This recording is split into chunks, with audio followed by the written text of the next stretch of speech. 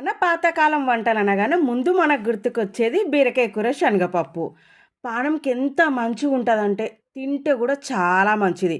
ఎందుకంటే దీంట్లో ఎన్నో పోషకాలు ఉంటాయి. బీరకాయలో చాలా ఫైబర్ ఉంటుంది.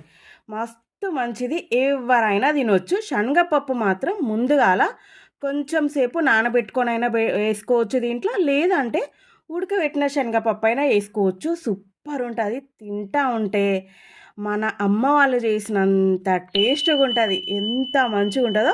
ఇక ఎట్లా చేయాలో చూద్దాం ఇగ. పొయ్యి మీద ఒక కంచుడు పెట్టేసుకొని, ఒక 2 పావుల నూనె పోసి, దాంట్లో జీలకర్ర, ఆవాలు, కొన్ని ఎల్లిపాయలేసుకోవాలి. తర్వాత ఉల్లిగడ్డలు, కొంచెం కల్యమాకు, కోసి పెట్టుకున్న పచ్చిమిరపకాయలు, ఒక 2, 3 ఎండుమిరపకాయలు ఇవన్నేసి మంచిగా గోలిచ్చినాక, చిన్నగా కోసి పెట్టుకున్న బీరకాయ ముక్కలేయాలి.